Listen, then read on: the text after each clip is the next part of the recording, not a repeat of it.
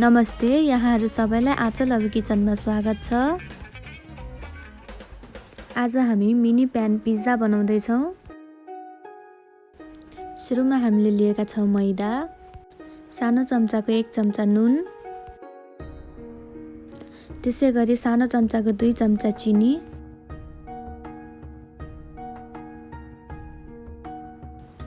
दुई चम्चा इस्ट,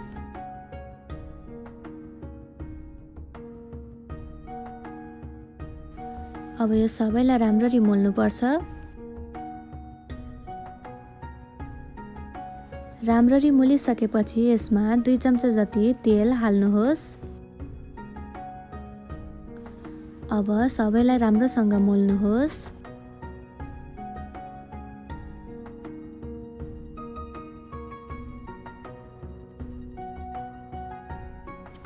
अब पानी हालेर हामी पिठो मुस्छौं। एकैपटक धेरै पानी नहाल्नु होला। थोरै थोरै पानी मिसाउँदै पिठो मुस्नु होला। हामीले सुक्खा रोटी बनाउँदा जसरी पिठो मुस्छौं त्यसरी नै पिठो मुस्ने हो।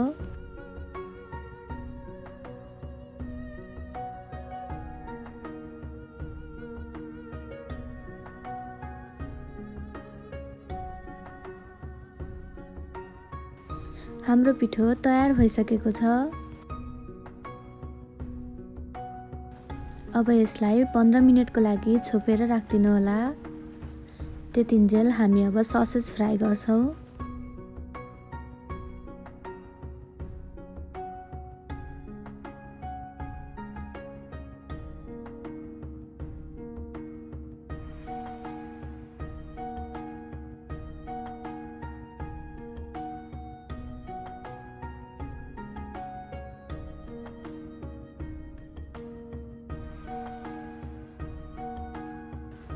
हाम्रो ससेज राम्रोसँग फ्राई भइसकेको छ।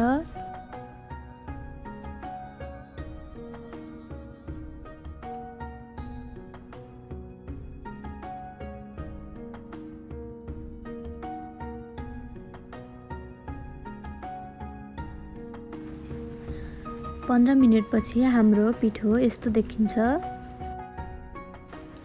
पिठो राम्रोसँग फुलिसकेको छ।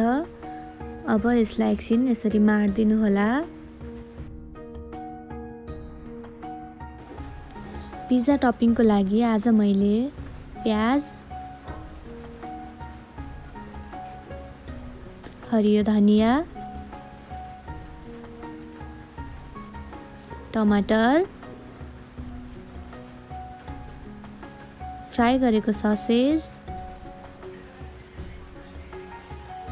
र अन्त्यमा चीज लिएको छु। हजुरहरूलाई के को टपिङ मन पर्छ त्यही अनुसार हाल्नु भए पनि हुन्छ। मिनी प्यान पिज्जाको लागि यसरी थोरै मात्रामा पिठो लिनु होला र यसलाई बिस्तारै बिस्तारै हातको सहायताले तन्काउँदै लानु होला।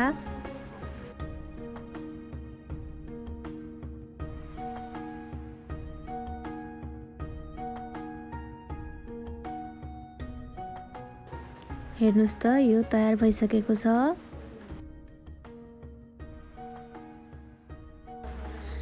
अब यसलाई काँटा चम्चाले सबैतिर यसरी कोप्दिनुहोस्।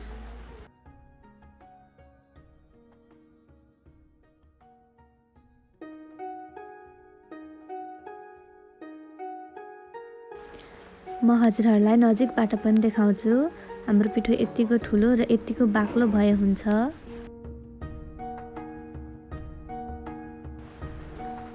अब थोरै तेल पहिला नै हालेर यसलाई प्यानमा तताउनुहोस्। एउटा साइडमा पाकिसकेपछि हामी अर्को साइडमा पकाउनको लागि फर्काउँछौं। अर्को साइडमा फर्काएपछि ग्यास सानो गर्न नबिर्सिनु होला। अब पिज्जा ससलाई चारैतिर राम्रोसँग लगाउनु होला।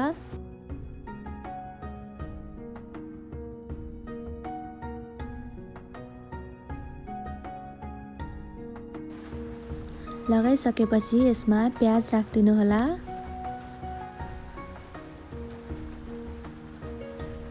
त्यसैगरी टमाटर,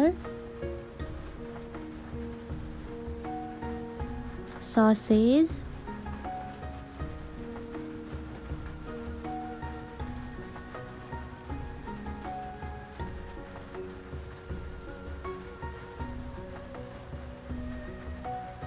हरियो धनिया,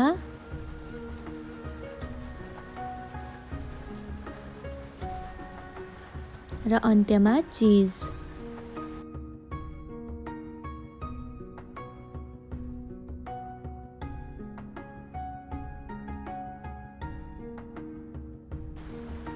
चिज राखिसकेपछि 1 चम्चा जति तेल यसरी राखिदिनु होला। अब यसलाई छोपेर 2 मिनेटको लागि पकाउनु होला। ल हेर्नुहोस् त चिज पनि मजाले पग्लिएको छ। यसका साथसाथै हाम्रो आजको मिनी प्यान पिज्जा रेडी भयो।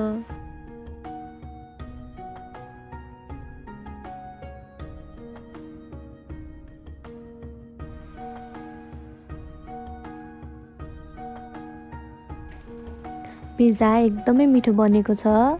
हजुरहरू पनि एकचोटि ट्राई गर्नुहोला। म हजुरहरूलाई तल्लो भाग पनि देखाउँछु। हेर्नुहोस् त त्यस्तो साह्रो डढेको पनि हुँदैन। अन्तिमसम्म भिडियो हेरेर साथ दिनुहुने सम्पूर्णमा धन्यवाद। हाम्रो च्यानललाई लाइक, सेयर तथा सब्स्क्राइब गर्न नबिर्सिनुहोला।